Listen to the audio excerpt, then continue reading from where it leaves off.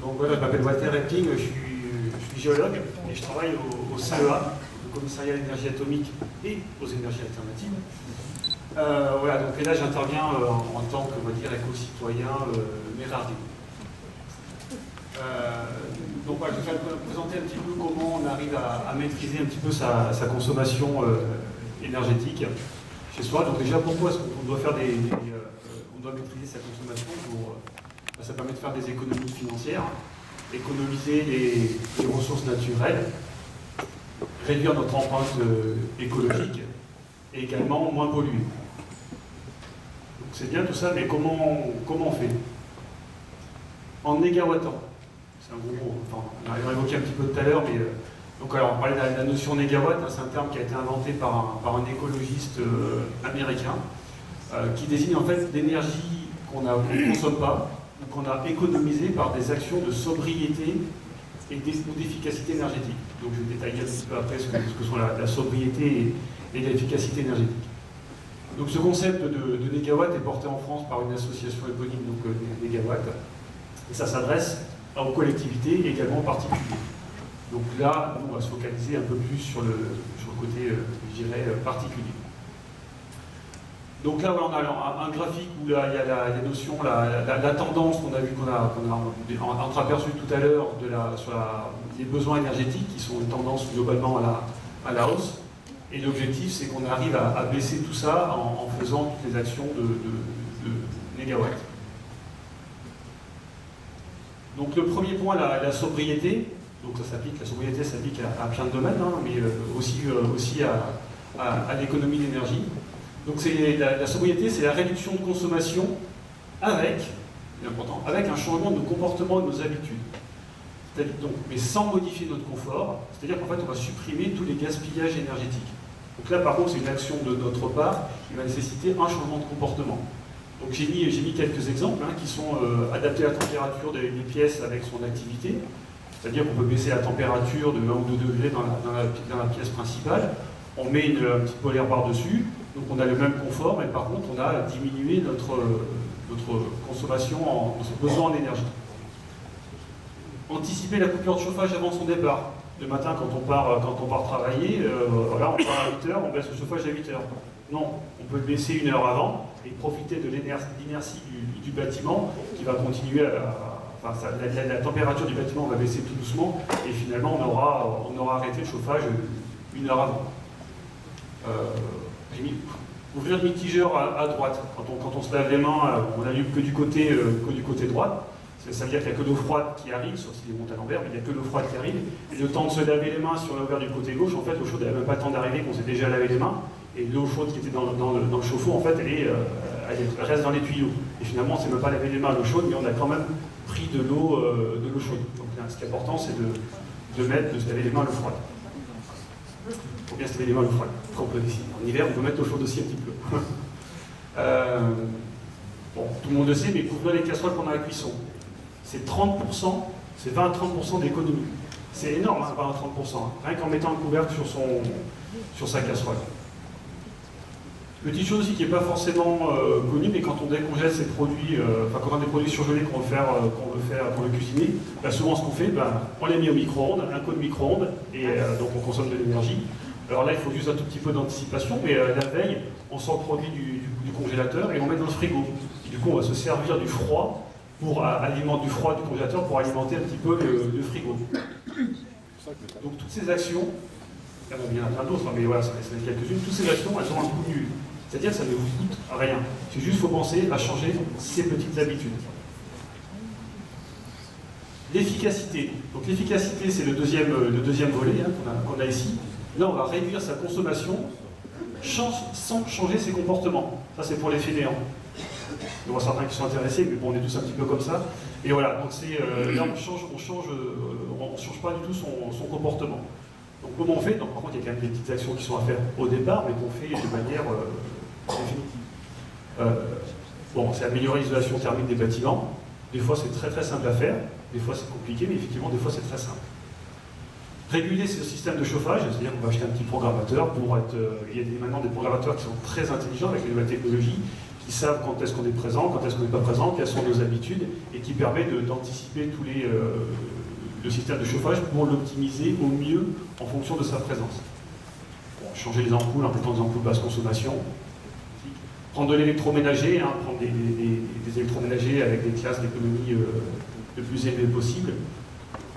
Un autre petit exemple, privilégier un ordinateur portable plutôt qu'un ordinateur fixe, donc un ordinateur portable où j'ai mis aussi des mini-PC. Parce que l'avantage, c'est qu'en fait, ils consomment beaucoup moins, ils sont beaucoup moins énergivores que des tours. Voilà.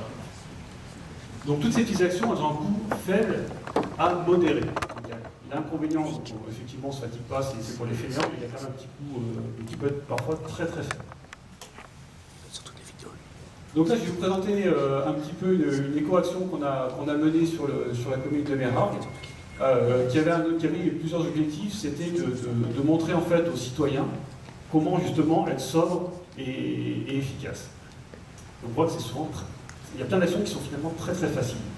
Le deuxième objectif, c'était de créer une dynamique qui soit vertueuse et contagieuse, et qu'en fait tout le monde puisse y participer et partager sa connaissance à d'autres personnes. Donc on a mis en place ces ateliers avec un diagnostic énergétique et des solutions techniques. Comment on a procédé? En fait, il y a un animateur, un tuteur référent, donc c'est celui qui va piloter l'action chez les particuliers.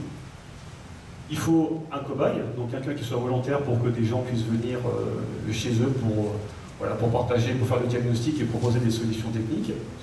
Et puis après, n'importe qui peut venir avec sa connaissance, avec ses croyances, avec ses compétences, qui peuvent être importantes ou qui peuvent être nulles.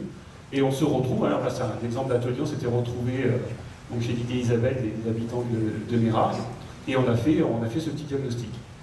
Donc j'ai mis après, il y a une table ronde qui va se faire tout à l'heure, une petite feuille où vous pouvez vous inscrire pour être soit animateur, tuteur référent, soit si vous avez envie qu'on vienne chez vous pour faire un petit diagnostic, voilà, vous pouvez vous inscrire.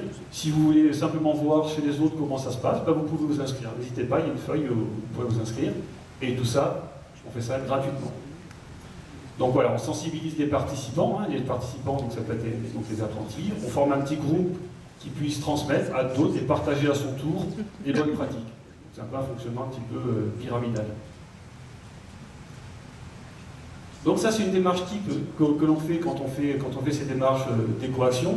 Le premier point, c'est la base, c'est d'identifier tous les postes énergétiques, donc chauffage, classique, chauffage, éclairage, gestion sanitaire, mais essayer de le quantifier un petit peu au départ.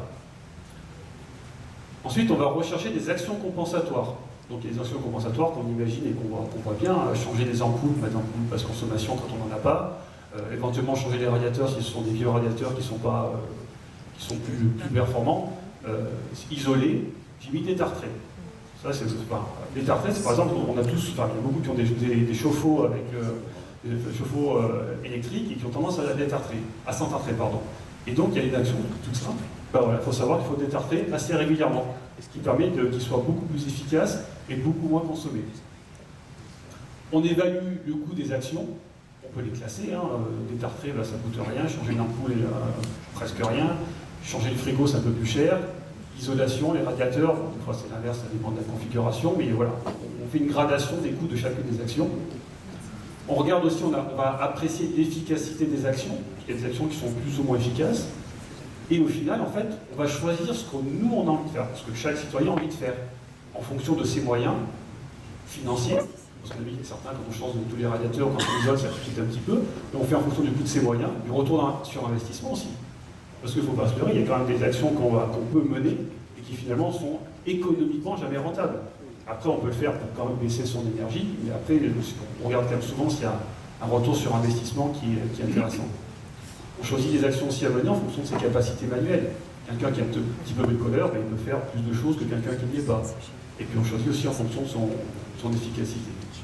Donc après la table ronde, là, je montrerai le cas concret qu'on a vu sur la photo juste avant. On expliquera un petit peu, je vous montrerai un petit peu tout ce qu'on a fait, toutes les actions qu'on a menées et voilà, ce qui en a résulté.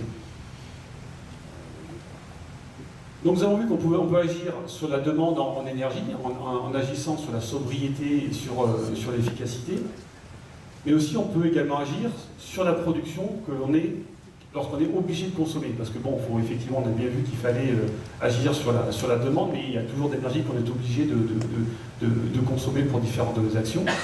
Donc, qu'est-ce qu'on fait? On privilégie les énergies renouvelables.